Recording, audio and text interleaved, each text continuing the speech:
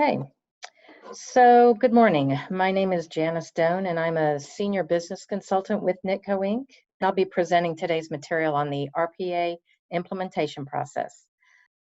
Our agenda today, first I'm going to give you an introduction to Nitco, who we are, what we do, then an overview of the digital automation process, and we're going to cap it off with a demo of UIPath Automation Hub. This is a tool that's used for capturing and tracking your automation ideas. Our objectives: at the end of the meeting, you should be aware of Nitco, what we are, what we have to offer, as well as understanding the overall UiPath RPA process and how their tools can help you assess and prioritize an RPA idea. Also, you should know how to generate a process flow map and then use the tool to insert it into a process design document template. So that's what we'll be covering today. Okay, Nitco. We are a technology services company. We're headquartered in Houston, but we have other offices in Ohio, Malaysia, and India. We specialize in artificial intelligence, machine learning, natural language processing, and RPA solutions. Our goal is to help enhance your business processes, improve your efficiency, and drive your productivity. We have a diverse team of business analysts, developers, solution architects, project managers, engineers, and we offer project-based implementations as well as staff augmentation and ongoing support services. So our goal is to empower your business to optimize and scale the processes through digital automation. And we do have a diverse client base, as you can see here. We've got oil and gas, healthcare, government agencies, and other types. What we deliver. So here at Nitco, the quality of our delivered product is of paramount importance. So following each implementation, we offer 2 weeks of complimentary support. This is to make sure that the client is totally satisfied with the automation that we deliver. We are customer focused and a trusted partner, and we do follow best practices as defined by our technology partners, our professional experience, and the industry standards for development, business consulting, and project management. This slide talks about hyper-automation and how RPA is just one part of that digital automation toolbox.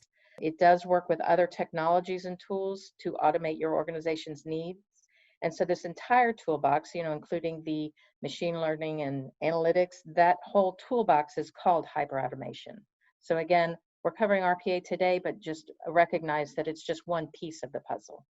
So here we're showing the UiPath Hyper-Automation Platform. Now, UiPath is a leader among the RPA vendors. This is according to Gartner and Forrester, and it's due in part to this full hyper-automation platform that they produce. They've got an end-to-end solution that they provide, and it goes from the discover phase, where the automation ideas are first identified, all the way to the measurement phase, which is where you can confirm whether or not the implemented automations actually deliver on those estimated ROIs. So the webinar is really going to focus on the discover phase, this first one, where the tools we'll talk about mainly are Automation Hub, which is where we identify and assess an automation idea. And it also provides an algorithm which helps you determine which ideas should be pursued. And then the second tool we're going to cover is Task Capture. And this lets you build that process map by capturing the keyboard strokes and screenshots as you perform the process on your computer. UiPath offers other tools in this discover phase. Process mining gives you a back-end data analysis by taking the data from your IT systems and showing how the systems work together to help you identify bottlenecks and the best automations to pursue and when. And then task mining, which is a front-end data-driven approach. It captures data from a lot of employees performing the same task, and so you can determine the best automation fit. In a later webinar, we're going to show you the Studio Design tool, and this is part of the build phase. This is where the developer actually builds the robots that perform the automation. So your RPA developers are going to use that tool called Studio. There's another one called Studio X. It's really a simplified version of Studio, and it's used more by your business community or your citizen developers. There's no coding requirements. It's more of a drag and drop, and it's really intuitive to build a small automation. Studio Pro, this is their latest design tool from UiPath, and it includes a new test automation piece. The AI document understanding available, it's more than just OCR. It's really a powerful tool. It's used to extract, interpret, and act upon data found in your documents. And it can be used for structured documents like tax forms, semi-structured documents like invoices or POs or receipts, and even unstructured documents like contracts and emails. So it could extract data and understand that data for all types of documents. The third phase is the manage phase, and this is where the conducting is done. So Orchestrator actually schedules the jobs that the robots are going to perform, and it can be used for performance assessment. There's a cloud version which takes away any need for in-house infrastructure, and it provides for really easy scalability in the event that your solutions expand to where you need more robots than you originally thought. And then the newly released Test Manager can be used to help automate your testing. It's really a versatile tool because you can test not only your RPA automations, but as well as your application testing. So it's really nifty tool to use. The run phase is where the automation work actually occurs. So this is where the robots are actually doing the performing. There are attended robots. These work on the same desktop as the user, and it helps them with the specific tasks that they have. And then unattended robots, these run in a virtual environment and they can be scheduled and run autonomously, so they can provide error-free 24/7 coverage if needed. The engage phase, this is where the humans and robots interact. So if you have an unattended robot and they need to pass a task off to a human, so if there needs to be analysis of an exception or escalation or approval of work done, then that's where it occurs. This is also where you could have an automated chatbot that's answering scripted questions, and then it passes those details over to a human if the customer's needs aren't satisfied with just the scripted chats. And finally, we have the measure phase, and this is where UiPath Insights tool is available. This lets you measure your automation processes, so you can, for instance, determine things like, do you have sufficient robots? Are they doing enough work to complete all your work? As well as determining if your automations are meeting their expected ROI. So this is really going to show you if you're truly meeting your automation business objectives. This slide shows UiPath's RPA implementation approach. There are 8 major steps. So these steps are going to be done for each automation process you intend to roll out. And I'll be showing some of these during the presentation, including process identification, process assessment, and the process design document. So those will be demoed later. At the front end of this is infrastructure. If you have on-prem, your first implementation is going to include actually loading the software and setting up your environments for production, test, and development. For any later implementations, you're still going to need to do this step because you want to make sure that you've performed any necessary upgrades and patches before you tackle the implementation. If you're in the cloud version, all this step kind of goes away because UiPath will take care of all the infrastructure for you. In the process identification step, we have process mining and task mining tools to capture data from the user or the system, and it helps identify automation possibilities. And once they're identified, you then enter those ideas into Automation Hub, which then helps you categorize and prioritize the automation ideas. It's not required that you use process mining and task mining. You can just come up with the ideas either from your Center of Excellence group or from the general population of your company, and those ideas can just be entered into the system directly. The process assessment and redesign step, this is where you determine the complexity of the automation and the initial ROI estimates. So Automation Hub is going to help you with these tasks by using built-in algorithms that will identify that information.